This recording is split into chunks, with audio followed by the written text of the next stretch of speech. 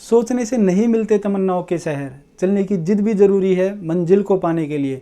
नमस्कार बच्चों, मैं राजीव विरमान आपका स्वागत करता हूं मेरे यानी आपके अपने YouTube channel Rajiv maths tutorial पर। और आज इस वीडियो सेशन में डिस्कस करेंगे दोस्तों एल्जेब्रिक फैक्टर का पार्ट 2, जिसमें हम प्योर फैक्टराइजेशन के बारे में बात करेंगे। इससे पहले जो हमने पार्ट किया था एल्जेब्रिक फैक्टर का पार्ट 1, वहाँ पर जो हमने सवाल लिए थे यहाँ पर उससे थोड़े हटके और डिफरेंट सवाल होंगे। फैक्टर वाले सवालों में हम कब वैल्यू पुटिंग करते हैं और कब हमें वैल्यू पुटिंग नहीं करनी है, वो सारी बातें आज हम डिस्कस करेंगे। लेकिन वीडियो स्टार्ट करने से पहले अगर आप चैनल पर पहली बार विजिट किए हैं तो चैनल को जरूर सब्सक्राइब कर लें, वीडियो को लाइक कर लें और वीडियो को स्टार्टिंग से बच्चों एंड तक जरूर देखें ताकि आपका कोई भी एक्सपेक्ट रह ना जाए।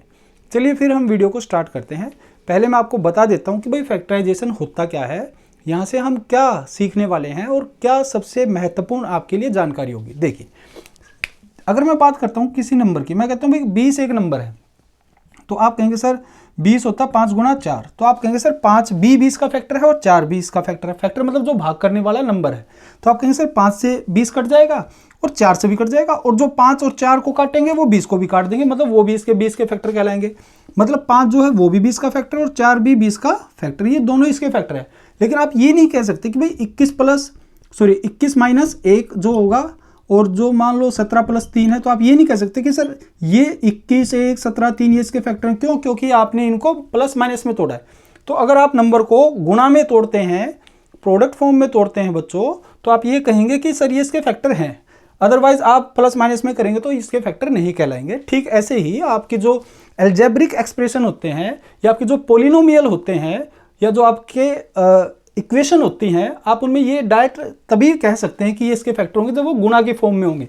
अगर मैं एक एग्जांपल लेता हूं आपके लिए, मान लो x² प्लस 5x माइनस 6, मैं कहता हूं भाई ये एक पोलिनोमियल है। आप इसे एल्जेब्रिक एक्सप्रेशन बोले, हिंदी में बीजगणितीय बहुपद बोले या व्यंजक बोले। पोलिनोमियल मतलब बहुपद, एक्सप्रेशन मतलब व्यंजक, इक्वेशन मतलब समीकरण। इक्वेशन और पोलिनोमियल में क्या फर्क होता है बच्चों? इक्वेशन होती है जब आपका कोई भी पोलिनोमियल इक्वल के साइन में दिया हो। इक्वेशन मतलब समीकरण वो होता है जो आपका पोलिनोमियल इक्वल के साइन में दिया हो। अगर मान लो ये इक्वल का साइन नहीं है तो हम इसे क्या कहते हैं? हम इसे एक एक्सप्रेशन कहते हैं, व्यंजक कहते हैं, या फिर हम इसे पोलिनोमियल कहते हैं। पोलिनोमियल का मतलब होता है जब बहुत सारी टर्म एक साथ मिलकर एक एक्सप्रेशन बनाती है या बहुत सारे पद से हमारा एक व्यंजक बनता है। आप कहेंगे सर जैसे इसमें एक टर्म ये है, प्लस माइनस के साथ आपकी अलग अलग टर्म बनती जाती है। आप कहेंगे सर एक टर्म, दो टर्म, तीन टर्म। तो आप ये कह सकते हैं कि ये जो बहुपद है ये 3 पद से मिलकर बना है, 3 टर्म से मिलकर ये एक एक्सप्रेशन बना है।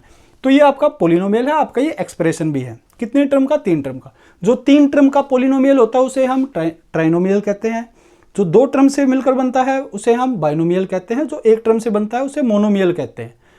हिंदी में आप इसे एक पद, द्विपद, त्रिपद है ना, और जो बहुत सारे पदों से बनता है उसे बहुपद, या फिर इंग्लिश में हम उसे पोलिनोमियल कहते हैं। एक पोलिनोमियल जिसमें एक खास तरह का पोलिनोमियल जिसमें पावर 2 होती है, हम उसे क्वाड्रेटिक पोलिनोमियल कहते हैं, द्विघात बहुपद कहते हैं। अगर ये बराबर का साइन होता तो इसे क्वाड्रेटिक इक्वेशन कह देते हैं। मैं उम्मीद करता हूं जितनी भी मैंने ये आपको बातें बताई है आपको अच्छे से समझ में आ गई होंगी।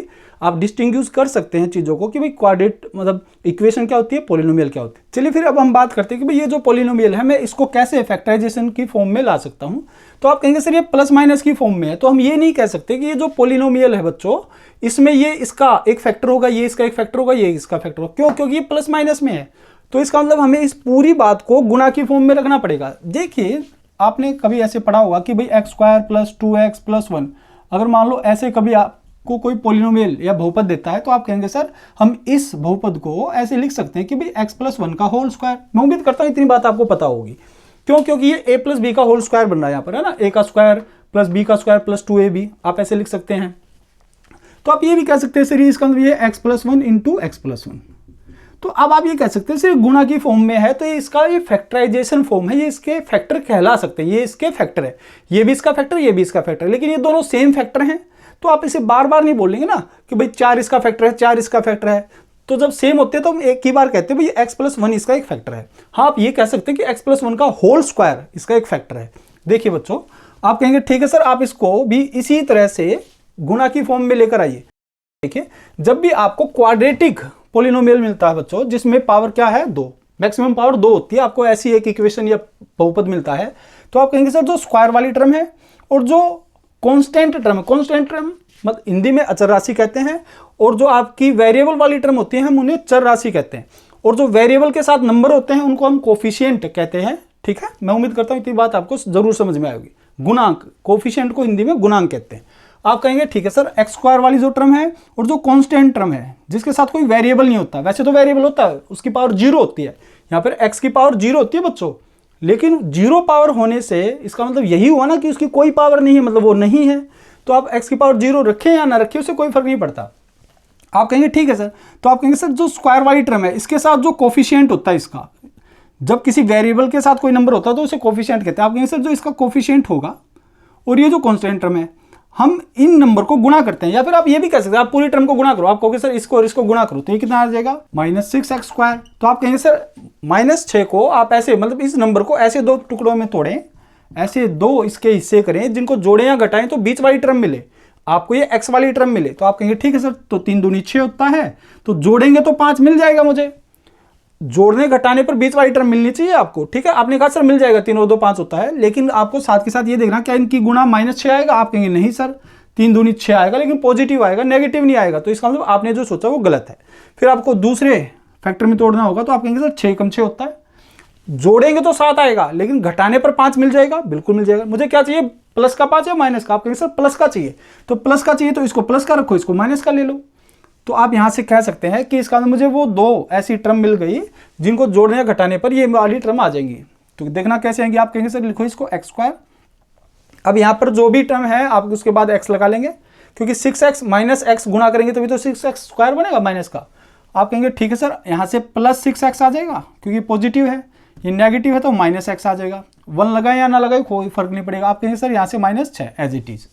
ठीक है, फिर यहाँ से इसके बाद आप क्या करेंगे, आप कहेंगे सर जो आपको ये टर्म मिली है 4 टर्म, इनमें से पहली 2 टर्म से कॉमन लेंगे और आखिरी 2 टर्म से कॉमन लेंगे। तो यहाँ से x कॉमन आ जाएगा, ये बचा x + 6, यहाँ से -1 कॉमन आ जाएगा, ये बचा x + 6। तो आपको जब नेक्स्ट स्टेप मिलेगा उस स्टेप में ये जो ब्रैकेट में आपको टर्म मिली है ये हमेशा सेम मिलेंगी। अगर ये सेम नहीं आई आपकी तो इसका मतलब या तो आपने यहाँ की गलती की होगी, निकालने में गलती कर दी, अगर अदरवाइज अगर आपने यहाँ गलती नहीं की है बच्चों तो ये गारंटी है आपने यहाँ सोचने में गलती की है। तो फिर आप देख लेना। ठीक है, फिर आप कहेंगे ठीक है सर, इसके बाद इस टर्म और इस टर्म में x + 6 वाली टर्म कॉमन है, इसको बाहर ले लेंगे तो अंदर क्या बचेगा। आप कहेंगे सर यहाँ से x और यहाँ से -1। तो इस तरह से आप इस पूरी क्वाड्रेटिक पोलिनोमियल को किस में तोड़ पाए, फैक्टराइजेशन फॉर्म में बना पाए, गुणा की फॉर्म में बना पाए। आप कहेंगे सर ये दोनों ब्रैकेट गुणा की फॉर्म में है, इसका मतलब ये इसके फैक्टर कहलाएंगे। x + 6 भी इसका फैक्टर है, x - 1 भी इसका फैक्टर है। मैं उम्मीद करता हूं बच्चों आपको ये बात अच्छे से समझ में आ गई होगी। अब अगर मान लो इस वाली बात को हम ट्रिक से और जल्दी से जल्दी सोल्व करना चाहते हैं तो फिर कैसे करेंगे। देखिए आप क्या करेंगे, आप जो भी आपको ये फैक्टर मिला है जैसे 6 और -1 जो आपका सही फैक्टर है, फिर आपने इसमें तोड़ा। आप कहेंगे सर नहीं ये तो हमारा गलत तरीका हो गया, इससे तो ये नहीं बनेगा, तो इससे बनेगा ना। तो जिससे भी बनता है बच्चों आप क्या करेंगे, उस नंबर से पहले x लगा लेंगे। ये पॉजिटिव है तो प्लस, ये नेगेटिव है तो माइनस, +6 है तो x + 6, -1 है तो x - 1, ये आपके दोनों फैक्टर आ जाएंगे। आप इस वाली बात को डायरेक्ट इस फॉर्म में लिख पाएंगे।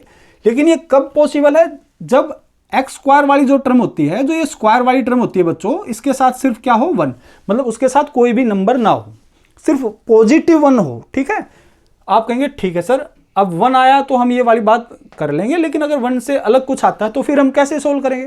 तो कोई बात नहीं, हम वहां से भी आपको सिखा देते हैं, लेकिन मैं उससे पहले यहां से इस स्क्वायर वाली टर्म के साथ कोई और नंबर आए उस सवाल को कराने से पहले एक और ऐसा सवाल ले लेता हूं ताकि आप इस पर प्रैक्टिस कर पाएं। देखिए मान लो मैं एक और सवाल यहां से लेता हूं, यहां पर ले लेता हूं कि भाई x² + 6x + 8। मान लो आपको इसको फैक्टराइजेशन फॉर्म में लिखना है तो आप कैसे करेंगे। आप कहेंगे सर अब तो बहुत आसान है भाई, 1 × 8 8, उसको ऐसे 2 टुकड़ों में तोड़ें कि जोड़ने या घटाने पर 6 मिले। आप कहेंगे सर 4 दूनी 8, 4 × 8 होता तो 4 दूनी 8 है, तो 4 और 2 जोड़ेंगे तो 6 मिल जाएगा। तो आप कहेंगे बिल्कुल ठीक है, तो x + 4 और x + 2। मैंने क्या कहा, जो 8 है उसको ऐसे 2 टुकड़ों में तोड़ लो, जिसमें जोड़े या घटाएं आपको 6 मिल जाए, तो जोड़ने पर 6 मिल जाएगा। तो +4 +2 तो x + 4 x + 2। आपके ये जो दोनों स्टेप हैं ये आप अंदर इसको हजम कर जाएंगे और आपका बहुत समय बच जाएगा। तो ये वाले जो स्टेप है बच्चों, ये आप ख़त्म कर सकते हैं। कैसे? इस वाली ट्रिक से। तो ये तो बात हो गई तब जब आपकी जो एक्स स्क्वायर वाली टर्म है, जो स्क्वायर वाली टर्म है, उसके साथ नंबर क्या आता है? सिर्फ 1। अगर 1 से अलग कुछ आता है तो फिर आप कैसे करेंगे? देखिए उसको भी देख लेते हैं। मान लो मैं एक और पॉलिनोमियल लेता हूं, एक और बहुपद या एक्सप्रेशन, आप कुछ भी नाम दें, ठीक है। आप जैसे कहते हैं sir 3a² plus 17a plus 10। मान लो मैं ये वाला पॉलिनोमियल लेता हूं, तो आप कहेंगे सर आप इस वाली टर्म की, स्क्वायर वाली टर्म की और कांस्टेंट की गुणा कराएं तो कितना आएगा? 30a² आएगा। आप इसको ऐसे दो टर्म में तोड़े हैं जिनको जोड़े घटाए 17 है। आप कहेंगे सर इजी है, 15 दूनी 30 होता है, जोड़े तो 17 मिल जाएगा। तो आप यहां से डायरेक्ट ये नहीं कह सकते सर भी a वेरिएबल तो a + 15 और a + 2 आ जाएगा, ये दो फैक्टर होंगे a + 15 एंड a + 2। ये बात गलत होगी। क्यों होगी? क्योंकि अब स्क्वायर वाली टर्म के साथ कोई नंबर है, कितना है? 3 है। तो आप क्या करेंगे? आप यहां से इन दोनों, ये जो आपको मिले हैं, देख लेना कि भाई ये बिल्कुल ठीक है, बिल्कुल ठीक है, ये हो सकते हैं। तो ये जो हो सकते हैं, इनको स्क्वायर वाली टर्म के साथ जो नंबर है बच्चों, जो कोफिशिएंट है, इस कोफिशिएंट से इसको भाग लगाएंगे। आप इसको भी और इसको भी, दोनों को 3 से भाग लगाएंगे। तो आप कहेंगे ठीक है सर लगाओ भाग। ये कितना आ गया? 5। और ये कितना आ गया? 2/3। ये एज इट इज है 2/3। तो यहां से आपको अगर फैक्टर बनाए तो आप क्या करेंगे? देखिए क्या इसके डिनोमिनेटर में कुछ है? आप कहेंगे नहीं सर। तो आप इसको डायरेक्ट लिख सकते हैं a + 5। आप इसको डायरेक्ट लिख सकते हैं। क्या इसके डिनोमिनेटर में कुछ है? आप कहें सर बिल्कुल है। कितना है? 3। तो आप क्या करेंगे? पहले 3a लिखेंगे। मैंने क्या कहा? अगर इसके डिनोमिनेटर में, आप इसको देखकर मत लिखना, आप इसको देखकर लिखना। आप कहेंगे सर इसके डिनोमिनेटर में क्या है? 3 है, 3 है। तो आप यहां पर क्या करेंगे? a ना लिखकर 3a लिखेंगे। अगर 5 होता तो 5a लिखते, 7 होता तो 7a लिखते, और फिर जो भी टर्म है उसको लिख देंगे +2। ऊपर क्या है? +2। अगर ये नेगेटिव है तो -2 आएगा, पॉजिटिव है तो +2 आएगा। तो आप डायरेक्ट ये कह सकते हैं कि ठीक है सर ये इसका आंसर होगा। अगर हम मान लो इसको तरीके से सोल्व करते तो एक बार तरीके से भी सोल्व करके देख लेते हैं। चलिए आप कहेंगे sir 3a² plus 17a plus 10। तो भाई मुझे ये तो पता ही है 30a² के अगर आप दो टुकड़े करेंगे तो ये क्या मिलेंगे? 15 और 2, यही वाले हैं। तो मैं इसको लिख सकता हूँ भाई 3a² प्लस 15a। आप किसी भी फैक्टर को बच्चों आगे पीछे लिख सकते हैं, 15 को पहले या 2 को पहले, आप किसी को भी पहले लिख सकते हैं, प्लस 2a प्लस 10। यहां से फिर आगे आप कहेंगे सर यहां पहली दो टर्म से क्या कॉमन आएगा? 3a। तो यहां बच जाएगा a + 5। यहां से 2 कॉमन आ जाएगा, यहां बच जाएगा a + 5। फिर इन दोनों टर्म से a + 5 कॉमन आ जाएगा, तो अंदर क्या बचेगा? यहां से 3 है और यहां से +2, 3a + 2। तो आप देख सकते हैं कि आपके वही दो फैक्टर आ गए जो हमने यहां से ट्रिक से निकाले थे, a + 5, 3a + 2। तो ये इस सवाल के फैक्टर होंगे, इस वाले एक्सप्रेशन के फैक्टर होंगे। ये एक्सप्रेशन इससे भी भाग होगा, ये एक्सप्रेशन इससे भी भाग होगा, ये इसके दोनों फैक्टर कहलाएंगे। उम्मीद है आपको ये बात अच्छे से समझ में आई होगी।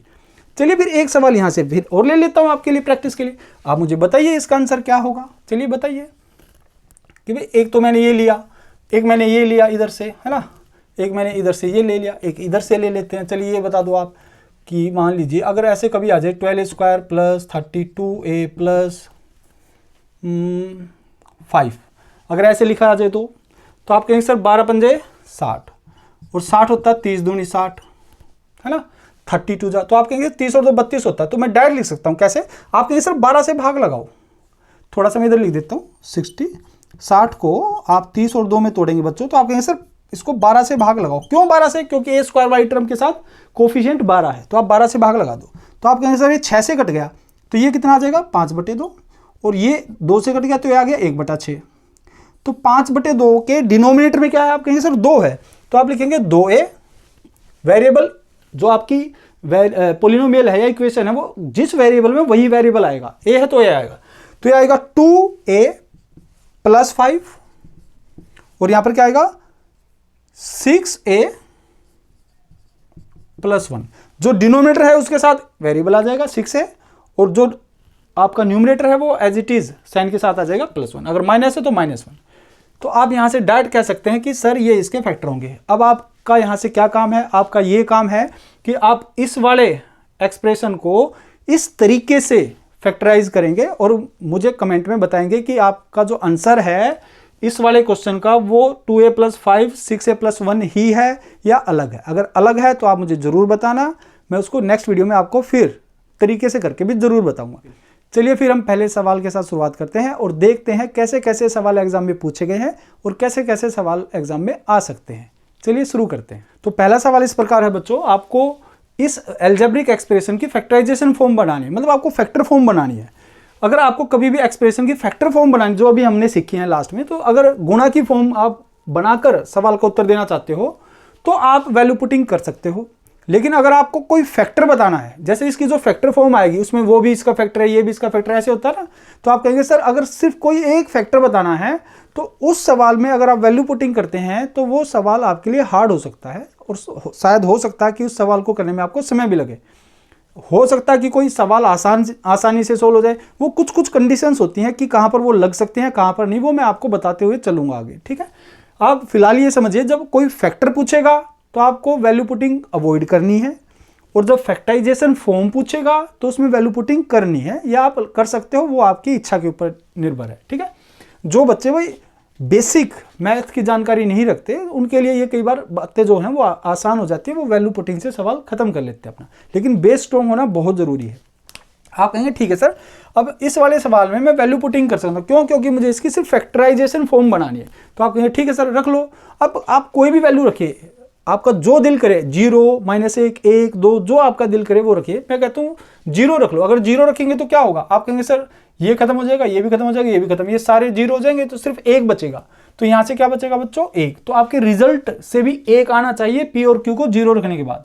मैंने जब P और Q को 0 रखा तो वहां से मेरा रिजल्ट क्या आया बच्चों? 1। तो आपका 1 आना चाहिए। तो आप कहेंगे ठीक है सर, तो यहाँ पर 0, 0, -1, ये 0, 0, -1, तो -1 गुणा -1 करेंगे तो क्या आएगा? +1। तो ये बात बिल्कुल ठीक है भाई, पॉजिटिव 1 ही तो आना चाहिए हमारा रिजल्ट। ये हो सकता है आंसर। अब ये नहीं कि इसका आंसर लगाएंगे और चल दे, नहीं, क्या पता और ऐसे ऑप्शन हो जहां से 1 निकल के आए। तो आप कहेंगे ठीक है सर, तो ये 0, 0, तो यहाँ से आएगा 1, 0, 0, -1, तो ये -1 आ गया, ये नहीं हो सकता। आप कहेंगे सर 0, 0, ये 1 बच गया, यहाँ पर ये 0, 0, 1 बच गया, तो 1 गुणा 1, 1, ये हो सकता है। -1 + 1, ये नहीं हो सकता। तो आपके 2 ऑप्शन ऐसे हैं, थर्ड और फर्स्ट, जो इस सवाल के उत्तर हो सकते हैं। तो फिर आप क्या करेंगे? सर आपने कहा हमने तो 0 लगाकर देख लिया, अब आपकी इच्छा है आप 1 लगाकर देख लीजिए। अगर आप 1 लगाते हैं तो यहाँ पर क्या होगा? आप कहेंगे सर 1 और -2, -3, और 1 और 1, 2, तो ये -1 आ जाएगा रिजल्ट। अगर आप यहाँ से 1 लगाते हैं तो 1, -1, -2, +1, तो आप कहेंगे सर -1 + 1 कट गया, तो -2 + 1 कितना हो गया? -1। -1 रिजल्ट आ गया कब? जब आपने P और Q दोनों को बराबर माना, कितना? 1। तो -1 किससे आएगा देख लो अब। तो आप कहेंगे सर 1 और 1, 2, 2 में से 1 गया, +1। अब यहाँ से मेरा +1 आ जाएगा। 1 से 1 कट गया, -1, तो 1 गुणा -1, -1 बिल्कुल ठीक है। अब यहाँ से 1, 1 और 1, 3 हो जाएगा। ये नहीं, ये तो है ही नहीं ना, ये वाला तो ऑप्शन हमारा आंसर है ही नहीं। तो जो है उसी को चेक करेंगे। आप कहेंगे सर यहाँ से चेक करो, तो 1 + 1 + 1, 3 हो गया। 1 से 1 कट गया, कितना आ गया? 1। तो 3 गुणा 1, 3 होता है, -1 तो नहीं होता ना, तो ये भी आंसर नहीं होगा। तो इसका मतलब इस सवाल का जो आंसर होगा बच्चों वो क्या होगा? First option. आपको क्या करना है? 0, 1, -1, 2 ऐसे वैल्यू पुटिंग करके देखनी है। हो सकता है कि कभी एक बार में ही आपके क्या है डायरेक्ट आपका आंसर आ जाए, या फिर हो सकता है आपको 2 बार वैल्यू या 3 बार भी वैल्यू पुटिंग करनी पड़ जाए। लेकिन अगर पता होना चाहिए आपको, जब आप ऐसे कुछ सवालों पर प्रैक्टिस कर लेते हैं तो आपको पता चल जाता है कि मुझे इस सवाल में क्या वैल्यू पुटिंग करनी है और क्या नहीं करनी। चलिए फिर अगले सवाल पर, उस सवाल पर जाने से पहले आप क्या करेंगे? इसको तरीके से भी सीखेंगे, क्योंकि कोई भी सवाल है बच्चों, जब तक आप उसको बेस से नहीं समझते हैं, उसका बेस नहीं समझते, उसका कॉन्सेप्ट नहीं समझते हैं, तरीके से नहीं समझते हैं, तो आप यकीन मानिए जब आप सवाल एग्जाम में करने जाते हैं और वैल्यू पुटिंग करते हैं तो ऐसा हो सकता है कि आपका समय लग जाए और उसके बाद आपका एग्जाम खराब हो जाए। तो आपको बेस पता होना बहुत ज़रूरी है। देखिए क्या करना है इस सवाल में, आप क्या करेंगे? Q², आप क्या करेंगे? इस Q² -2Q और +1 को एक साथ ले लेंगे, और ये जो -P² है इसको अलग ले लेंगे। मैंने इसे क्यों किया? देखिए आपने 1-2 फॉर्मूले जरूर पढ़े होंगे कि a + b का होल स्क्वायर पढ़ा होगा, और एक आपने a - b का होल स्क्वायर जरूर पढ़ा होगा।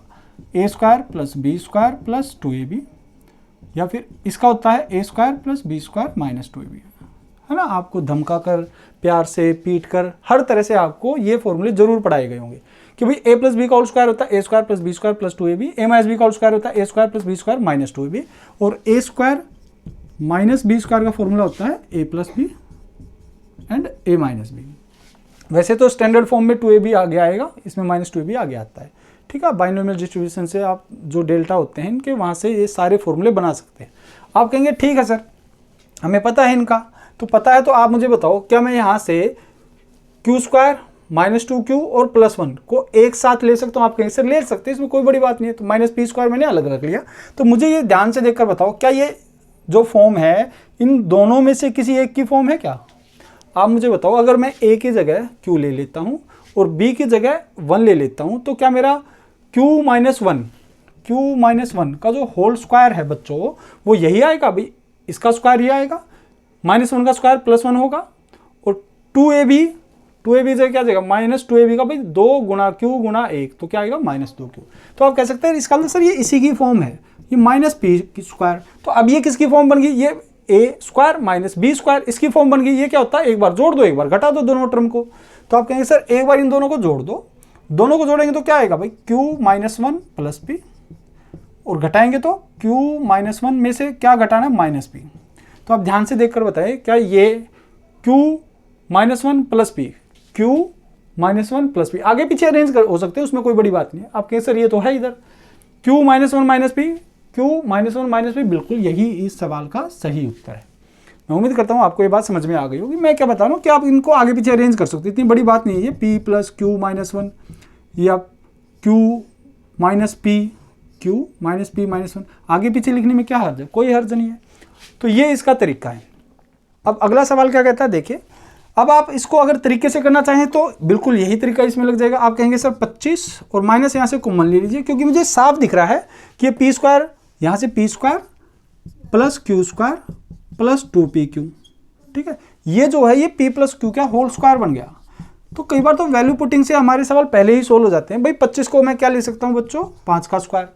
तो क्या आप ऐसे कह सकते हैं सर ये a का स्क्वायर - b का स्क्वायर फिर से बन गया? तो फिर से यही फॉर्मूला लग जाएगा भाई 5 में एक बार इसको जोड़ दो p + q को, और 5 में से एक बार p q को घटा दो तो -p -q, ये इस सवाल का उत्तर आ जाएगा। आप कहेंगे सर 5 + pq 5 - p - q, तो ये तो नहीं है। तो 5 + p + q 5 - p - q, ये इस सवाल का सही उत्तर है।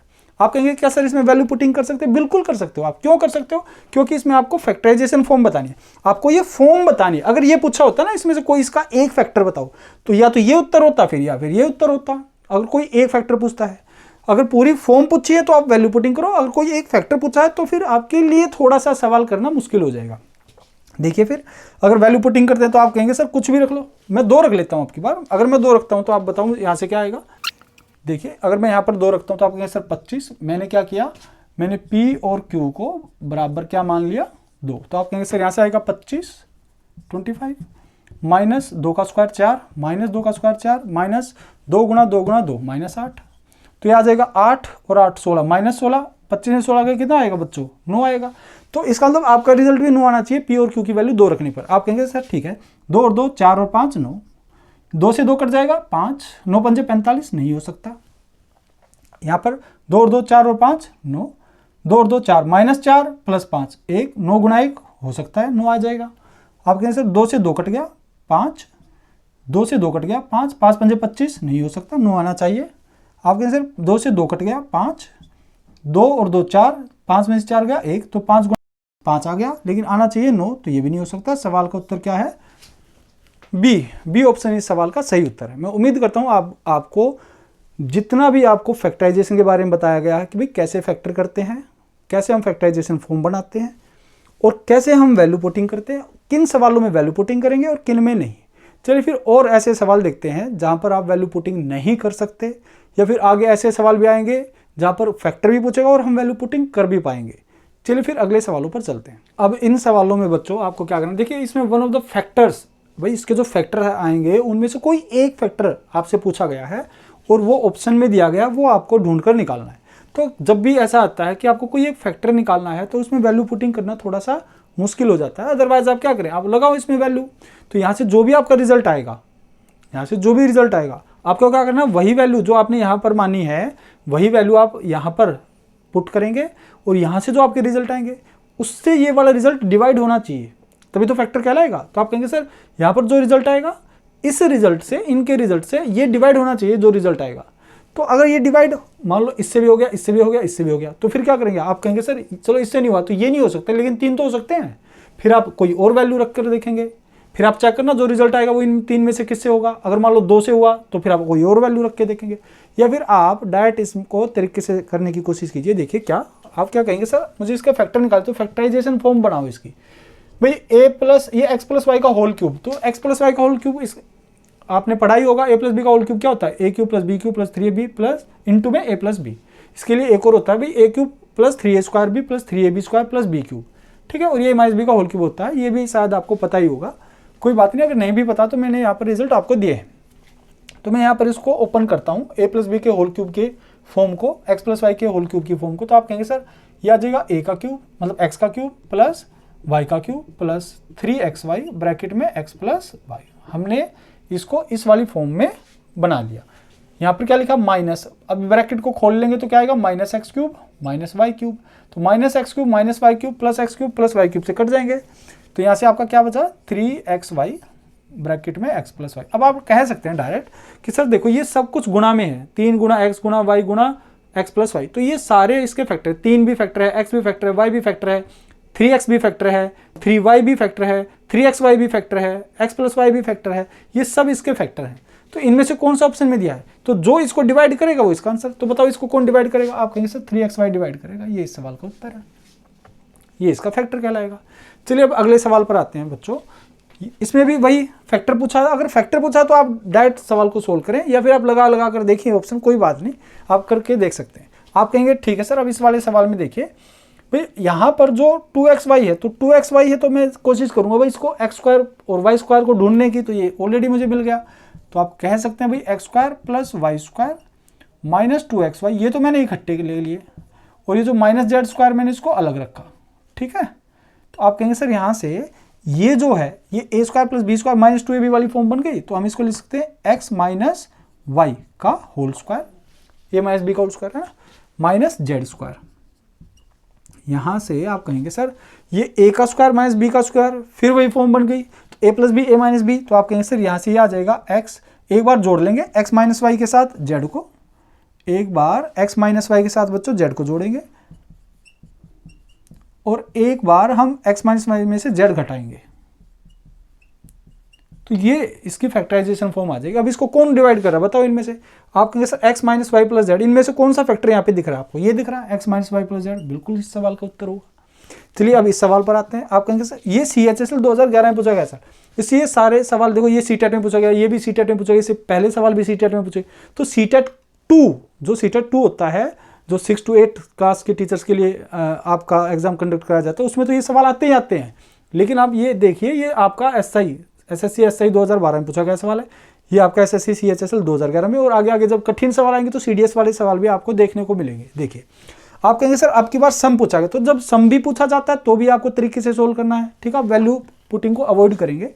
आप कहेंगे ठीक है सर, आप देखिए यहाँ पर अब ये लिखा a square B C plus A B square C plus A B C square. तो यहाँ से अगर मैं यहाँ से क्या करता हूँ, a b और c तीनों में से कॉमन ले लेता हूँ। भाई तीनों में एक a एक b एक c तो सभी में है, किसी में कोई एक ज़्यादा है, ठीक है। जैसे इसमें a ज़्यादा, इसमें b ज़्यादा, इसमें c ज़्यादा है, तो मैं a b c कॉमन ले लेता हूँ। तो यहाँ से b आ गया बाहर, c आ गया, एक a बाहर आ गया, तो सिर्फ क्या बचा a, यहाँ से प्लस b, और यहाँ से क्या बचेगा बच्चों c।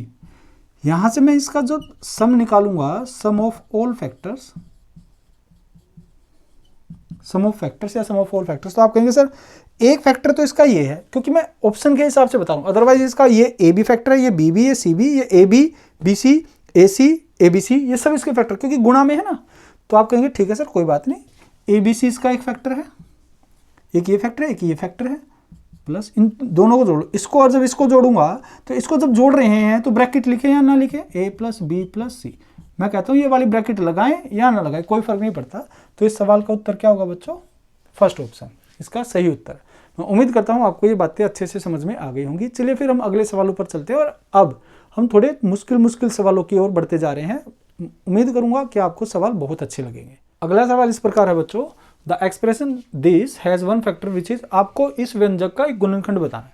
तो जब भी कोई एक फैक्टर निकालना है, सिर्फ फैक्टर बताना है, तो आप वैल्यू पुटिंग को थोड़ा अवॉइड ही करोगे। अगर आपको फैक्टराइजेशन फॉर्म बतानी है, पूरी फॉर्म बतानी है आपको फैक्टर्स की, तो फिर आप वैल्यू पुटिंग कर लेंगे। देखिए अगर आप इसको तरीके से करते हैं, और बेस जानना भी बहुत ज़रूरी होता है किसी भी सवाल का, तो आप कहेंगे देखिए सर यहाँ पर 2yz है, तो अगर 2yz है तो मैं कोशिश करूंगा ना वहाँ से वाई स्क्वायर जेड स्क्वायर ढूंढने की, तो भाई मुझे वाई स्क्वायर भी मिल गया, जेड स्क्वायर भी मिल गया, तो Y square Z square 2yz ये तो हम इकट्ठे रख लेंगे, बाकी को अलग। तो आप कहेंगे sir X square as it is, और यहाँ से वाई स्क्वायर माइनस कॉमन ले लेते तो अंदर क्या बचेगा वाई स्क्वायर, इसको भी एक साथ ले लेते भाई, इस वाली टर्म, इस वाली टर्म और इस वाली टर्म को, ठीक है। तो आप कहेंगे सर माइनस बार आ गया तो प्लस जेड स्क्वायर, और ये माइनस 2yz, फिर क्या बच गया प्लस एक्स प्लस वाई, और ये minus Z, plus X plus Y minus Z, ये बच गया। ब्रैकेट बना लेते हैं इसकी, तो आप कहेंगे ये जो है ये a माइनस बी का होल स्क्वायर की फॉर्म है, तो आप इसको लिख सकते हैं y माइनस जेड का होल स्क्वायर, ये है आपका एक्स स्क्वायर, और ये आ गया आपका X plus Y minus Z.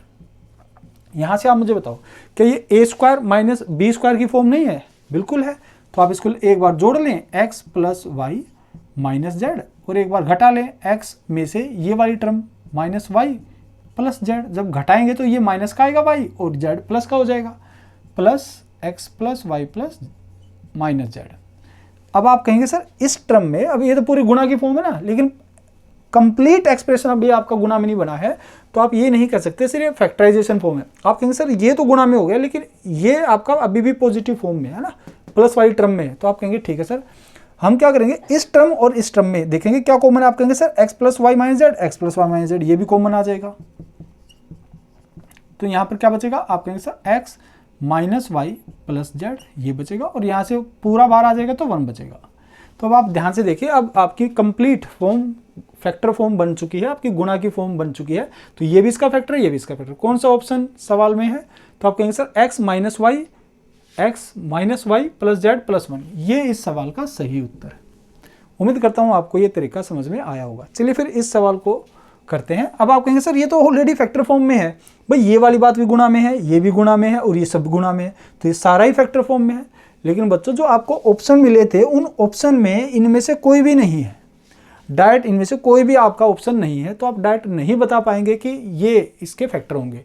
चलिए फिर हम इसको दूसरे फैक्टर फॉर्म में बनाने की कोशिश करते हैं। अगर ये नहीं है तो कोई और रहा होगा, तो आप कहेंगे ठीक है सर आप लिखो इस बात को, भाई ए स्क्वायर माइनस बी स्क्वायर की फॉर्म है, तो आप इसको लिख लीजिए, एक बार जोड़ लें एक बार घटा लें। ठीक इसी तरह इस बात को भी लिखें z plus m z minus m, और ये as it is 4xy z m. अब आप क्या करें, आपका जो दिल करे, आपकी ये positive x plus y term और जेड प्लस एम टर्म आप या तो पॉजिटिव पॉजिटिव की गुणा करें नेगेटिव नेगेटिव के साथ, ठीक है। मतलब जो नेगेटिव वाली बीच में जो साइन माइनस का है तो माइनस वाली टर्म के साथ कर लो, प्लस वाला प्लस वाली टर्म के साथ गुणा कर लो, या फिर एक्स प्लस वाई आप माइनस वाली के साथ और एक्स माइनस वाई प्लस वाली के साथ कोई भी एक गुणा कर लें, ठीक है, कोई फर्क नहीं पड़ेगा। आप कहेंगे सर इससे गुणा करके देखो, एक बार इन दोनों की गुणा करेंगे और इन दोनों की गुणा करेंगे, तो जब x प्लस वाई और z प्लस एम की हम गुणा करेंगे, एक बार लिख देता हूं बच्चों आपके लिए, x plus y z plus m, तो एक बार x plus y z plus m इकट्ठा ले लेते हैं, और एक बार इस वाई टर्म और इस वाई टर्म को इकट्ठा ले लेते हैं, और ये as it is 4xy z m. तो आप क्या करेंगे, अब इनकी गुणा करेंगे, तो ये क्या आ जाएगा भाई x z plus y z, x z y z x m y m, यहां से इनकी गुणा करेंगे तो x z minus y z minus x m minus minus plus y m, और इधर बाहर 4xy जेड एम। अब भी आप कहेंगे सर ये सब कुछ गुणा में ही है, तो ये भी इसके फैक्टर है, ये भी इसका फैक्टर है, ये भी इसका फैक्टर है। जो ऑप्शन में दिया गया था बच्चों वो ये वाला था, तो ये इस सवाल का सही उत्तर है। इसके और भी फैक्टर बनाए जा सकते हैं। कैसे? आप क्या करेंगे, आप इस वाले को इस वाली टर्म के साथ गुणा करें, पहले को आखिरी के साथ, दूसरे को तीसरे के साथ, तो भी इसके और अलग फैक्टर बन के निकल कर आएंगे, तो वहां से भी आपके नए ऑप्शन बनाए जा सकते हैं। मैं उम्मीद करता हूं आपको ये बातें समझ में आई होंगी। चलिए अगर आपको इतना समझ में आया तो फिर हम आगे और अच्छे अच्छे सवालों की ओर बढ़ते हैं। आगे सवाल इस प्रकार हैं, आपको फिर से इस एक्सप्रेशन का एक फैक्टर बताना है। तो जब भी एक फैक्टर बताना है तो आप वैल्यू पुटिंग को अवॉइड ही करें बच्चों। मैं बार बार इस बात को इसलिए कह रहा हूँ, देखिए मैं आपको लगा के दिखाता हूँ। मैं कहता हूँ भाई x को 0 ले लो। अगर आप x को 0 लोगे तो क्या आएगा बच्चों, 4 आएगा। तो आपका यहाँ से जो भी रिजल्ट आता है वो 4 को डिवाइड करना चाहिए। तो आप कहेंगे सर 0 ले लो, तो -2। तो क्या ये 2 से कटेगा? बिल्कुल कटेगा। 0 रखेंगे फिर 2 आ गया, 0 रखेंगे तो 0 0 ये 2 आ गया, ये भी 2 आ गया। तो ये सारे ऑप्शन 2 2 2 आए हैं, तो ये 2 तो भाग करेगा 4 को। तो सारे ऑप्शन उत्तर हो सकते हैं। फिर आप अगर कहते हैं से नहीं सर 1 ले लीजिए, 1 लेंगे तो 1 और 4 कितना हो जाएगा, 5 हो जाएगा। तो यहाँ से ऐसा नंबर आना चाहिए जो 5 को डिवाइड करे। तो 1 रखेंगे तो -1, तो 1 5 को डिवाइड करता है। 1 और 2 3, ये नहीं करता, तो ये उत्तर नहीं हो सकता। तो 1 और यहाँ पर 1 रखेंगे तो -2 + 2 कट गया, 1 आ गया। तो 1 काट सकता है, ये भी हो सकता है, ये भी हो सकता है। 1 2, यहाँ पे 1 रखेंगे तो 2 से 2 कट गया, और 1 ये भी हो सकता है। तो अब फिर से 3 ऑप्शन बच गए। अब फिर 2 रखेंगे तो 2 की 4 16, 16 और 4 20। तो 20 आ गया 2 रखने पर। x की वैल्यू 2 रखी है तो 20 आएगा। तो 20 देखें यहाँ से किससे बनेगा, अब यही चेक करने आपको। 2 रखेंगे तो 2 का स्क्वायर 4 -2 2, तो 2 काटेगा 20 को, बिल्कुल काटेगा। फिर यहाँ पे 2 रखेंगे तो -4 + 2 -2 और 4 4 -2 कितना 2, तो ये 2 आ गया, 2 भी 20 को काटेगा। अब यहाँ पे रखेंगे तो 4 4 8, 8 में से 2 गया 6, तो 8 में से सही रखा ना मैंने, 2 का स्क्वायर 4 4, हाँ 4 और 4 8, 8 में से 2 गया 6, तो ये उत्तर नहीं हो सकता। अब ये 2 ऑप्शन बच गए। अब फिर से आप कोई रखेंगे तो समय थोड़ा ज़्यादा लग जाता है हमारा, इसलिए हम क्या करेंगे, इसको अवॉइड करेंगे, वैल्यू पुटिंग को अवॉइड करेंगे बच्चों। तो हम क्या करेंगे, फिर ये चेक करते भाई इसको फैक्टर फॉर्म में कैसे बनाए। तो भाई x की 4 किसका स्क्वायर होता है, आप कहेंगे सर x स्क्वायर का होता है। 4 किसका स्क्वायर होता है, 2 का स्क्वायर होता है। तो ये तो a का स्क्वायर + b का स्क्वायर होगा। अगर मुझे +2ab और मिल जाए तो मैं यहाँ पे अपने पास से रख लेता हूँ, तो ये a + b का होल स्क्वायर बन जाएगा। तो आप कहेंगे सर a का स्क्वायर + b का स्क्वायर, तो +2 × a × b। तो ये मैंने अपनी पास से अपनी तरफ से ये रखा है, तो अपनी तरफ से जोड़ा है, तो अपनी तरफ से घटाना भी पड़ेगा। 2 दूनी 4 x स्क्वायर आपको घटाना पड़ेगा। तो यहाँ से आप ये कह सकते हैं कि सर ये जो बात है ना, ये आपका a square + b square + 2ab बन गया। तो इसको मैं लिख सकता हूँ a + b का होल स्क्वायर, और ये -4x स्क्वायर को लिख सकता हूँ -2x का होल स्क्वायर, क्योंकि ये 2 का स्क्वायर, ये x का स्क्वायर है। यहाँ से आप कहेंगे सर ये a का स्क्वायर - b का स्क्वायर की फॉर्म बन गई। तो ये अगर a स्क्वायर - b स्क्वायर की फॉर्म है बच्चों, तो इसको लिख सकते हैं a + b और एक बार a - b, a - b a + b। तो आप कहेंगे इनमें से ये भी इसका फैक्टर है, क्योंकि गुणा में आ गया अब तो फैक्टर फॉर्म बन गई। तो ये भी इसका फैक्टर, ये भी इसका फैक्टर। कौन सा ऑप्शन में? आप कहेंगे सर x स्क्वायर + 2 + 2x क्या है, नहीं है। x square + 2 - 2x, x square + 2 - 2x, ये इस सवाल का सही उत्तर है, ये इस सवाल का उत्तर। उम्मीद करता हूँ आपको ये बात समझ में आई होगी, और वैल्यू पुटिंग करना कितना खतरनाक हो सकता है सवालों में, वो भी आपको समझ में आया होगा। आप यहाँ पर फिर एक बार वैल्यू पुटिंग करके देख लीजिए। आप कहेंगे सर 1 1 1 रख लीजिए, तो ये कितना हो जाएगा? आप कहेंगे सर ये 3 हो जाएगा, 3 हो जाएगा। तो देखो 3 किससे कटे भाई, 1 रखेंगे 2 आएगा, ये नहीं हो सकता। यहाँ पर 1 रखेंगे तो 1 ये कट जाएगा, 1 आएगा, ये हो सकता है। यहाँ पर ये 1 से 1 कट जाएगा, 1 आएगा, ये हो सकता है। यहाँ पर ये 1 से ये कितना हो जाएगा, 1 -1 कट जाएगा, -1, ये भी हो सकता है। 1 काट देगा 3 को। फिर आप 2 रख के देख लीजिए, 2 का स्क्वायर 4 16, 16 और 4 20 और 1 21, 21 रिजल्ट आएगा 2 रखने पर। आप यहाँ पर देखिए जो ऑप्शन है, 2 रखेंगे तो 4 और 2 6, 6 में से गया 5, नहीं हो सकता।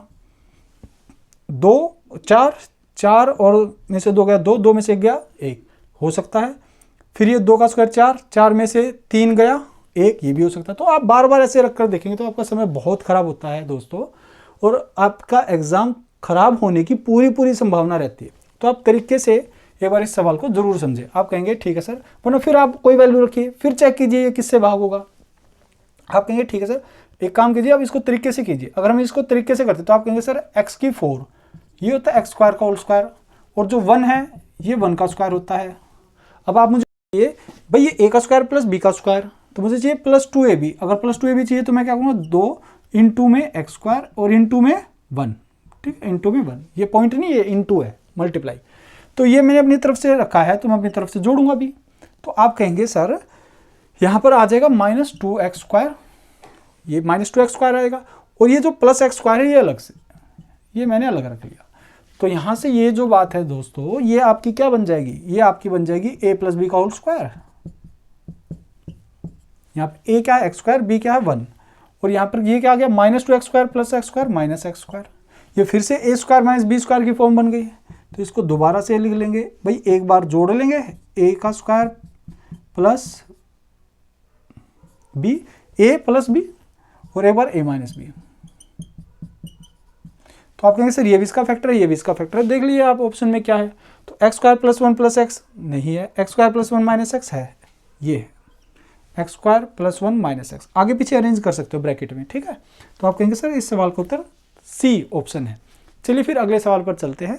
उम्मीद है आपको ये सारे सवाल समझ में आए होंगे। चलिए फिर अगले सवाल में देखिए, अब आपको वो सवाल मिल ही गया आखिर में जिसमें आप वैल्यू पुटिंग कर सकते हैं।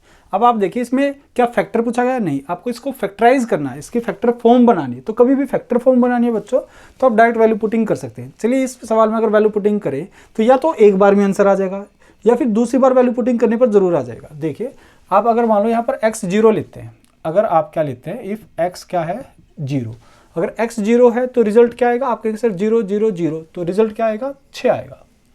तो आपका यहाँ से भी 6 आना चाहिए। आप कहेंगे सर ये 0 तो -2, 0 तो -3, 0 तो -4, क्या गुणा करके 6 आएगा, आप नहीं कहेंगे नहीं सर, तो मतलब ये नहीं हो सकता, काट दो इसे, जरूरत ही नहीं इसकी। आप कहेंगे सर यहाँ से x तो 0 हो गए तो -1 गुणा 2 -3, तो ये तो +6 आएगा, बिल्कुल +6 ही चाहिए था, तो ये हो सकता है। आप रख के देखिए 1 गुणा 2 गुणा 3 6, बिल्कुल ठीक है। यहाँ से 2 गुणा 3 6 गुणा -1 -6 आएगा, तो ये नहीं हो सकता। अब ऐसा मतलब हमने क्या किया, x 0 रखने पर हमारे दो ऑप्शन आते हैं जो उत्तर हो सकते हैं, एक बी और एक सी ऑप्शन। चलिए अब अगर मैं यहाँ पर x1 ले लेता हूँ तो क्या आएगा, आप कहेंगे सर 1 का क्यूब 1 माइनस ये 2 आएगा -5 + 6, ठीक है। तो ये कितना हो गया -7 + 7, तो ये तो 0 हो गया। तो फिर रिजल्ट क्या आ रहा है हमारा 0। तो कहाँ से 0 आएगा आप बताओ मुझे। यहाँ पे 1 रखेंगे तो 1 - 1 0 हो गया, तो ये पूरा 0 हो गया, तो ये तो हो सकता है। यहाँ पर 1 रखेंगे तो x1 रखेंगे तो बच्चों यहाँ पे 2 आएगा, यहाँ पे 3 आएगा, यहाँ पे 4 आएगा, तो ये नहीं हो सकता। तो ये इस सवाल का सही उत्तर है। मैं उम्मीद करता हूँ आपको ये अच्छे से बात क्लियर हो गई होगी, कब वैल्यू पुटिंग करनी है, कब वैल्यू पुटिंग नहीं करनी है। चलिए फिर हम अगले सवाल, मतलब इसी सवाल को एक बार तरीके से सीखते हैं।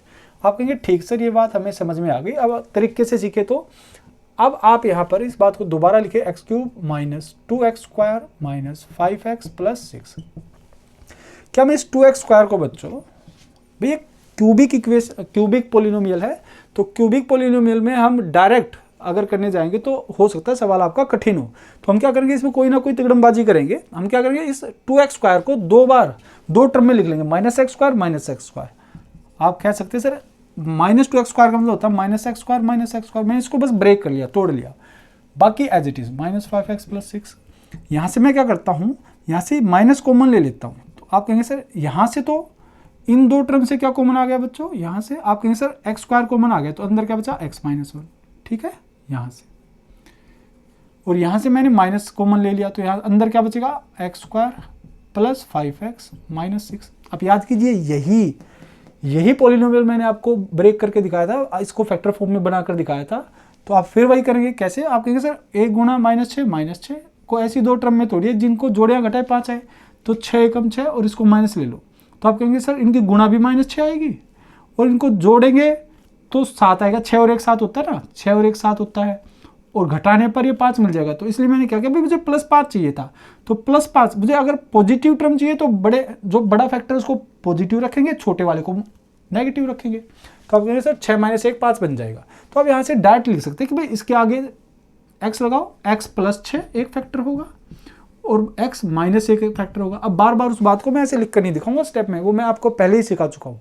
तो आपको अगर अब भी कोई डाउट है तो आप स्टार्टिंग से वीडियो को देखिए यहाँ पर आप कहेंगे x² x - 1 माइनस, अब यहाँ से x - 1 कॉमन आ जाएगा, तो अंदर क्या बचेगा x² माइनस x+, अच्छा माइनस ये बचेगा ना x + 6, तो -x + 6 बचेगा, तो -x अगर ब्रैकेट ओपन करता हूँ तो -x - 6 आएगा, है ना, ऐसे लिख सकते हैं। मैंने क्या कहा, x - 1 कॉमन ले लिया, तो यहाँ से बचा x² माइनस x + 6 बचेगा, तो x + 6 बचेगा, तो इसको ओपन करेंगे तो -x - 6 आएगा ना। अब ये फिर से क्वाड्रेटिक पॉलिनोमियल बन गया, तो फिर से वही करेंगे भाई, इस वाली टर्म को इससे गुणा करेंगे तो कितना आएगा -6। अब -6 को ऐसी दो टर्म में तोड़िए, मान लो 3 और 2, जिनका अंतर क्या है 1 आए, 1, लेकिन माइनस का 1 चाहिए, तो डिफरेंस जोड़े या घटाए तो 1 आए। तो आप कहेंगे सर 3 में से 2 गया 1, लेकिन मुझे नेगेटिव चाहिए तो इसको माइनस, इसको प्लस ले लेंगे, है ना। तो आप कहेंगे सर यहाँ से डायरेक्ट लिख सकते हैं x माइनस 3 x प्लस 2, और ये कितना है x माइनस 1, ये तो सब गुणा में ही है। तो इसका मतलब इस सवाल का उत्तर क्या होगा, x minus 1 x plus 2 x minus 3, x minus 1 x plus 2 x minus 3, इस सवाल का सही उत्तर। अब ये सवाल बहुत प्यारे सवाल हैं, दोनों सीजीएल मेंस में पूछे गए सवाल हैं। पहला सवाल क्या है कि वन ऑफ द फैक्टर, आपको कोई एक फैक्टर बताना है ना, इस वाले एक्सप्रेशन का कोई एक फैक्टर। तो आप कहेंगे सर फिर वैल्यू पुटिंग करना तो बहुत मुश्किल हो जाएगा, इसलिए मैंने इसके यहाँ पर ऑप्शन भी नहीं लिए, ठीक है। आप कहेंगे तरीके से अगर करें तो क्या करेंगे, देखिए यहाँ पर 4x स्क्वायर है प्लस वाई स्क्वायर है, तो ये 2x का होल स्क्वायर है और ये y का स्क्वायर है। तो यहाँ देखने पर जो 4xy है ये कहीं ना कहीं 2ab की फॉर्म बना रहा है। तो हम क्या करेंगे, यहाँ पर इसको इकट्ठा ले लेंगे भाई, 4x square plus Y square और माइनस 4xy। मैंने क्या किया, इस वाली टर्म को, इस वाली टर्म को और इस वाली टर्म को एक साथ ले लिया, और जो बच गया क्या बचा, 14x और माइनस 7y प्लस 12, ये इकट्ठे रखें। तो आप कहेंगे सर जो ये वाली बात है ना, ये वाली बात आपकी 2x माइनस वाई के होल स्क्वायर को बता रही है। भाई इसका स्क्वायर ये आ गया, इसका स्क्वायर ये आ गया, और 2ab क्या आ गया, ये आ गया। यहाँ से आप क्या कहेंगे सर, 7 कॉमन ले लो, अंदर बचेगा 2x माइनस वाई और प्लस 12। अब ध्यान से आप देखें तो ये किसका स्क्वायर है, 2x माइनस वाई का स्क्वायर है, जिसका स्क्वायर है वही टर्म यहाँ पे है। तो आप कहेंगे सर एक तरीके से क्वाड्रेटिक पॉलिनोमियल बन गया। तो आप, मैं क्या कहता हूँ, आप इस वाली बात को थोड़ी देर के लिए क्या कहते हो आप, कि सर आप लेट कर लीजिए t बराबर 2x माइनस वाई, मतलब 2x माइनस वाई को t आप मान लीजिए। तो t मानते तो ये क्या हो जाएगा, t का स्क्वायर प्लस 7t प्लस 12। तो यहाँ से आप कह सकते हैं अब ये क्वाड्रेटिक पॉलिनोमियल बन गया। तो अब क्या करेंगे, फिर वही भाई इसकी गुणा तो 12 को मैं मन में ही कर लीजिए आप। 12 क्या होता है, 3 चौक 12 होता है, 3 और 4 7 आ गया। तो यहाँ से आप डायरेक्ट कह सकते हैं सर 3 प्लस 3 आ गया और t प्लस 4 आ गया, है ना। भाई 12 क्या होता है, 3 चौक 12, 3 और 4 जोड़ के 7 होता है। तो 3 के आगे t प्लस 3 और ये t प्लस 4, ये इसके फैक्टर कहलाएंगे। तो आप कहेंगे सर t क्या है, t है 2x माइनस वाई, लगा दो प्लस 3, t की वैल्यू मैंने रख दी यहाँ पर, फिर 2x माइनस वाई प्लस 4। तो ये भी इसका फैक्टर है, ये भी इसका फैक्टर है, ये इस सवाल के उत्तर है। ऑप्शन में इन दोनों में से कोई एक फैक्टर ऑप्शन में होगा, आपको उसको टिक कर देना। अब ये इसका हूबहू सवाल है। अब ये सवाल आप खुद से करेंगे, कोशिश करेंगे और कमेंट सेक्शन में इसका उत्तर जरूर बताएंगे। आपको थोड़ा सा हिंट दे देता हूँ, ये जो पहली दो टर्म है a square plus 4b square, तो ये a का स्क्वायर, ये 2b का स्क्वायर है। तो अगर इन 2ab निकालें तो ये आएगा 4ab। तो आप क्या करेंगे, इन दो टर्म और 4ab टर्म को एक साथ रखेंगे, इस टर्म और इस टर्म को एक साथ रखेंगे, और ये जो दो टर्म बची इनको एक साथ, और 8 को अलग, जैसे 12 को अलग किया था, आपका आंसर आ जाएगा। चलिए फिर अगले सवालों पर चलते हैं। अब ये सवाल भी आपका सीजीएल मेंस 2013 में पूछा गया सवाल है। इस सवाल को करने के लिए पहले आपको ये बात पता होनी चाहिए कि भाई a cube plus B cube plus c cube minus 3abc एक रिजल्ट होता है। इसका जो रिजल्ट होता है वो a plus B plus C, A square plus B square plus C square minus ab minus bc minus c होता है। इसका एक और होता है a plus B plus C के साथ a माइनस बी का whole square plus B minus C का whole square plus C minus A का होल स्क्वायर डिवाइडेड बाय 2, लेकिन उसकी अभी ज़रूरत नहीं है, तो इसलिए मैंने वो आपको नहीं बताया। जब हम अलजेब्रा करेंगे तो वहाँ पर आपको डिटेल में सारी बातें बताई जाएंगी। ये रिजल्ट कैसे बने वो सारा भी आपको सब कुछ सिखाया जाएगा। आप कहेंगे सर अगर ऐसा है, अगर मान लो कोई आपको कहता है ये एक प्रॉपर्टी है, ये एक रिजल्ट है, अगर आपको कोई कहता है यहाँ अगर a प्लस बी प्लस सी 0 हो गया, ये 0 है, तो आप कहेंगे सर ये कंप्लीट 0 हो जाएगा। ये 0 हो जाएगा तो इसमें ये सारा 0 के बराबर हो जाएगा, और माइनस 3abc जब इधर आएगा तो प्लस 3abc हो जाएगा। तो इसका मतलब a cube plus B cube plus c cube बराबर क्या माना जाएगा, 3abc। अब आप यहाँ से ही इस बात को सोल्व करेंगे। आप कहेंगे सर यहाँ पर दिया गया a square minus B square का whole cube plus B square minus सी स्क्वायर का whole cube plus C square minus ए स्क्वायर का होल क्यूब, ये इस एक्सप्रेशन का कोई एक फैक्टर आपको बताना है। तो बात वही है, फैक्टर बताना है तो आप अवॉइड करेंगे थोड़ा सा, अगर आप चाहें तो वैल्यू पुटिंग कर सकते हैं, आप लगा लेना, ठीक है। क्योंकि फैक्टर पूछा तो हो सकता है ना आपको थोड़ा टाइम लगे, तो इसलिए मैं कह रहा हूँ कि अवॉइड करें। देखिए आप कहेंगे sir a square minus B square को मैं लेट कर लेता हूँ कि a square minus B square क्या है बच्चों, x है, और यहाँ पर मैं लिखता हूँ भाई बी स्क्वायर माइनस सी स्क्वायर, इसको ये y है, और अगर सी स्क्वायर माइनस ए स्क्वायर को मैं लेट कर लेता हूँ किसको, इसको z। तो आप कहेंगे सर यहाँ से x plus Y plus z क्या आएगा, मेरा 0 आ जाएगा। x plus Y plus z क्या आ जाएगा, 0। देख लो आप, a स्क्वायर से a स्क्वायर कट जाएगा, b से b स्क्वायर कट जाएगा, c स्क्वायर से c स्क्वायर कट जाएगा, तो ये सारा 0 आ गया। इनको जोड़ेंगे तो इनको भी जोड़ना पड़ेगा, तो ये 0 हो गया। तो इसका मतलब यहाँ से आप ये कह सकते हैं then x cube plus Y cube plus z cube बराबर होगा x3xy z। आप यहाँ से कह सकते हैं ये होगा बराबर किसके 3xyz। अगर a plus B plus c zero है तो a cube plus B cube plus c cube बराबर क्या होगा 3abc। तो अगर x plus Y plus z कभी जीरो होगा तो आप कह सकते हैं इसका मतलब ये बात इसके बराबर होगी। अब x क्या माना था आपने माना था a square minus B square, तो यहाँ से लिख सकते हैं आप कि आ गया a square minus B square का होल क्यूब प्लस ये आ गया बी स्क्वायर माइनस सी स्क्वायर का होल क्यूब प्लस ये आ गया सी स्क्वायर माइनस ए स्क्वायर का होल क्यूब। तो ये किसके बराबर होगा, ये यहाँ पर हो सकता है कि लाइटिंग इफेक्ट आए तो मैं यहाँ पर लिख देता हूँ बच्चों, ठीक है। आप कहेंगे सर ये 3 into a square minus B square minus C square and c square minus A square ये आ जाएगा। और आप कहेंगे सर ये पूरी बात इसके बराबर है, ये जो एक्सप्रेशन है ये इसके बराबर, ये तो सब गुणा में है तो इसका फैक्टर फॉर्म आ गई, इसकी फैक्टराइजेशन फॉर्म आ गई, तो इसका मतलब ये इसके सारे के सारे फैक्टर हैं। अब ऑप्शन में आपको देखना क्या दिया हुआ है, ठीक है, जो भी ऑप्शन में होगा वो इसको जरूर डिवाइड करेगा। अब या तो आप इसको ऐसे लिख सकते हो, आप इसको ऐसे भी लिख सकते हो, आप इस बात को ऐसे भी लिख सकते हो भाई 3 ये A square minus B square क्या होता है A plus B A minus B, ये होगा B plus C B minus C, ये होगा सी प्लस ए सी माइनस ए। तो जो ऑप्शन में दिए गए थे बच्चों वो ए plus B A minus B था, तो इसका जो उत्तर था वो था ए plus B A minus B, ये इस सवाल का आंसर था, ठीक है। जो ऑप्शन में थे वो ये था कि ए plus B A minus B. तो आप मुझे बताओ ये जो फैक्टर आए हैं क्या इससे डिवाइड होंगे, बिल्कुल होंगे। अगर ये इससे डिवाइड होते हैं तो ये मतलब इनके फैक्टर है। अगला सवाल बहुत प्यारा सवाल है, बहुत अच्छा सवाल है, आपका सीडीएस में पूछा गया सवाल है और इसका डायरेक्ट रिजल्ट भी है। ए minus B B minus C C minus ए को हम इस तरह से लिख सकते हैं या फिर इस तरह से भी लिख सकते हैं, और भी बहुत सारे रिजल्ट बनते हैं इनके। और अगर यहाँ पर ए minus B B minus C C minus ए इन तीनों की गुणा को अगर हम माइनस से गुणा कर दें -1 से, तो फिर इनके रिजल्ट ये बनते हैं, ठीक है। आप इन रिजल्ट को कॉपी कर सकते हैं, ठीक है, आप इसका स्क्रीनशॉट ले सकते हैं। अब पूछा जो गया है वो ये पूछा गया, तो ये यही तो बात है। आप कहेंगे सर इस वाली बात को अगर मुझे लिखना है तो मैं ऐसे लिख सकता हूँ और ऐसे लिख सकता हूँ, मतलब ये इसके फैक्टर होंगे क्योंकि गुणा की फॉर्म में है। लेकिन ये आया कैसे, हम पूरी बात को ऐसे लिखते हैं, इस वाली बात को भी ऐसे लिख सकते हैं, ठीक है। अब ये बना कैसे वो मैं आपको बता देता हूँ। बाकी ये जितने भी रिजल्ट है वो जब हम अलजेब्रा पढ़ेंगे तो वहाँ पर आपको सारी बातें डिटेल में और विद प्रूफ आपको समझाई जाएंगी, बताई जाएंगी। देखिए अभी फिलहाल के लिए आप कहेंगे ठीक है सर, तो आपको ये 3 टर्म मिली है, एक ये 3 टर्म है।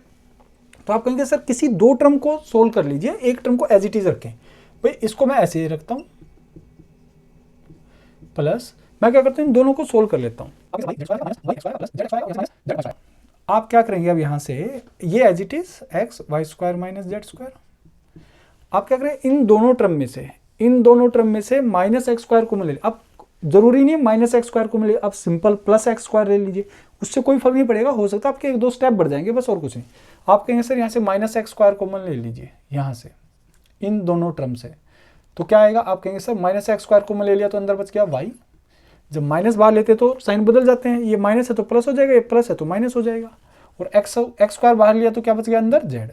अब ये जो 2 टर्म है दोस्तों, ये वाली जो 2 टर्म है, ये वाली है ना, ये दो टर्म यहाँ से मैंने कॉमन लिया माइनस एक्स स्क्वायर, यहाँ से मैं कॉमन ले रहा हूँ किसको, देखो वाई जेड है, इधर भी वाई जेड है, तो मैं यहाँ से माइनस वाई जेड ले लेता हूँ। तो अंदर क्या बचेगा, आप कहेंगे सर यहाँ से ये माइनस का आएगा और ये प्लस का, तो प्लस वाले को पहले लिख लेते हैं।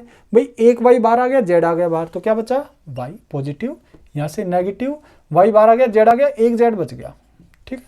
अब आप यहाँ से कह सकते हैं कि सर इस टर्म में और इस टर्म में तीनों में वाई माइनस जेड तो है ही, तो वाई माइनस जेड क्या करते हैं हम कॉमन ले लेते हैं यहाँ से। तो यहाँ क्या बचेगा, यहाँ बचेगा एक्स। अब ये होता है ए स्क्वायर माइनस बी स्क्वायर वाली फॉर्म, तो यहाँ से वाई माइनस जेड तो आ गया, तो क्या बचेगा वाई प्लस जेड, यहाँ से माइनस एक्स स्क्वायर, यहाँ से माइनस वाई जेड। अब आप इसको भी सोल्व कर लीजिए, तो ये आ जाएगा वाई माइनस जेड। यहाँ से जब इसको सोल्व करेंगे बच्चों तो ये आ जाएगा x y plus x z minus x square minus y z. अब आप ये कहेंगे सर ये तो as it is y minus Z. अब आप कहेंगे सर इन दोनों टर्म में वाई कॉमन है। अभी सीडीएस का सवाल इतना हलवा तो देगा नहीं आपको। आप कहेंगे सर इसमें y कॉमन है, थोड़ा सा तो आपको मेहनत करनी पड़ेगी, और इसमें x कॉमन है, तो इसमें अगर x कॉमन है तो मैं x कॉमन ले लेता हूँ, तो अंदर क्या बचा, z माइनस एक्स। ठीक है, x कॉमन ले लिया तो आप कहेंगे सर z माइनस एक्स बच गया। अब यहाँ से अगर आप y कॉमन लेंगे, दोनों में y कॉमन है, तो अंदर क्या बचेगा, x माइनस जेड बचेगा, तो इसलिए मैं माइनस वाई कॉमन ले लेता हूँ। तो आप कहेंगे सर अगर मान लो आपने प्लस वाई कॉमन लिया, तो कोई जरूरी नहीं आप ऐसे करें, देखिए प्लस वाई कॉमन लिया तो यहाँ क्या बचेगा x, और यहाँ क्या बचेगा बच्चों z माइनस जेड। तो आप ये कहेंगे सर यहाँ z माइनस एक्स है, यहाँ x माइनस जेड है, आप बताओ आपको क्या चाहिए। आपको अगर x माइनस जेड चाहिए तो इसको बदल लो, अगर आपको z माइनस एक्स चाहिए तो इसको बदल लो। तो यहाँ पे z माइनस एक्स है तो मैं यहाँ पर z माइनस एक्स बनाने के लिए क्या करूँगा, बस जो मैंने साइन रखा था प्लस उसको माइनस कर दूंगा, तो ये साइन पलट जाएंगे, x माइनस का हो जाएगा, z प्लस का हो जाएगा। बस यही बात मैं आपको बता रहा था, इससे कोई फर्क नहीं पड़ता कि आप यहाँ से माइनस ले रहे हैं कॉमन या प्लस, आप कोई भी कॉमन लीजिए, बस ब्रैकेट सेम रखनी है आपको। आप कहेंगे ठीक है सर यहाँ से अब इस टर्म में और इस टर्म में z माइनस एक्स कॉमन आ गया, तो यहाँ से y माइनस जेड, यहाँ से z माइनस एक्स कॉमन आ गया, तो अंदर क्या बचा, x माइनस वाई। तो आप इसको ऐसे भी लिख सकते हैं, x minus y, y minus z, z minus x. मतलब इस पूरी बात को मैं इस फॉर्म में लिख सकता हूँ, a minus B, B minus C, C minus A. उम्मीद है आपको ये बात जरूर समझ में आई होगी। इस सवाल का जो उत्तर है वो x minus y, y minus z, z minus x है। अगला सवाल भी आपका सीडीएस से पूछा गया सवाल है बच्चों। आपको इस सवाल में भी क्या बताना कि इस एक्सप्रेशन का कोई एक फैक्टर बताना। तो जब भी कोई एक फैक्टर बताना है तो आपको वैल्यू पुटिंग अवॉइड करनी है। आप क्या करेंगे इस सवाल में, तो तरीके से करेंगे तो क्या करेंगे, अगर आप ध्यान से देखिए तो ये 11th स्टैंडर्ड में हमने ये सवाल किया था, आपने भी जरूर किया होगा। हम क्या करते थे कि भाई ये जो टर्म होती है, ये वाली टर्म, इसका ये एक तरीके से स्क्वायर है, तो हम क्या करते हैं इस पूरी टर्म को कोई एक वेरिएबल में मान लेते हैं। तो आप मान लीजिए कि भाई लेट x प्लस 1/x बराबर t है, हमने मान लिया ये t है। तो अगर ये t है तो भाई x square plus 1/x square क्या होगा, तो फिर ये क्या होगा, ये। तो आप कहेंगे सर इसका स्क्वायर कर दो। अगर इसका स्क्वायर करता हूं मैं तो क्या मिलेगा मुझे, भाई x square plus 1/x square ये मिलेगा।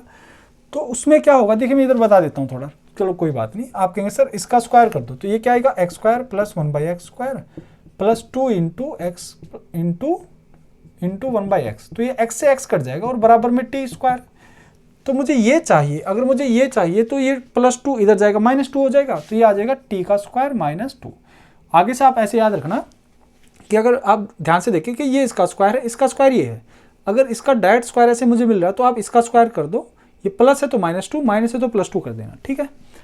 आप कहेंगे ठीक है सर मुझे यहाँ से ये बात पता चल गई, तो क्या मैं इस वाली बात को यहाँ पुट कर सकता हूँ, बिल्कुल। भाई इसकी जगह मैं पुट कर सकता हूँ t स्क्वायर -2 प्लस ये आ गया 8t और ये आ गया +14। तो यहाँ से आप इसको सोल्व करेंगे तो ये आ गया t स्क्वायर और +8t और -2 + 14 + 12, ठीक है, ऐसे लिख सकते हैं। अब आप मुझे बताइए, फिर से क्वाड्रेटिक पोलिनोमियल बन गया, तो आप कहेंगे सर इसका स्क्वायर इसकी इंटू इसकी, मतलब इसको और इसको मल्टीप्लाई करेंगे तो कितना आएगा 12। तो 12 क्या होता है, 6 दूनी 12, तो 6 दूनी 12 होता है। तो आप इसको लिख सकते हैं t + 6 एंड t + 2, क्योंकि 6 और 2 को जोड़ेंगे तो 8 मिल जाएगा। ऐसे बहुत सारे सवाल मैं करा चुका हूँ। अगर आपको अभी तक नहीं पता तो आप पहले जो स्टार्टिंग में मैंने आपको बताया था, वीडियो जब स्टार्ट किया तो वहाँ पर आपको ये पूरा तरीका मैंने बताया कि कैसे हम शॉर्ट तरीके से इस बात को लिख पाते हैं। आप वहाँ जाकर जरूर चेक कीजिए। तो मैंने इस बात को ऐसे लिख दिया। अब t को मैंने क्या माना है, t थोड़ी है ना वेरिएबल इसमें गिवन था, ये तो हमने माना है, तो t की जगह हम क्या रख सकते हैं। आप कहेंगे सर x + 1/x, तो ये आ जाएगा x + 1/x + 6, यहाँ से आ जाएगा x + 1/x + 2। अब आपको बस ऑप्शन में देखना कौन सा सवाल का उत्तर होगा। तो अगर ऑप्शन में ये फैक्टर है तो ये इसका आंसर, अगर ये फैक्टर है तो ये इसका आंसर। तो ऑप्शन में जो ऑप्शन मुझे मिला था सीडीएस के एग्जाम में वो ये वाला है बच्चों, x + 1/x + 2, ये इस सवाल का सही उत्तर है। अब आप इस वाले सवाल पर आइए। आप कहेंगे sir if one factor of the expression this is 3a - 2b then the other factor is.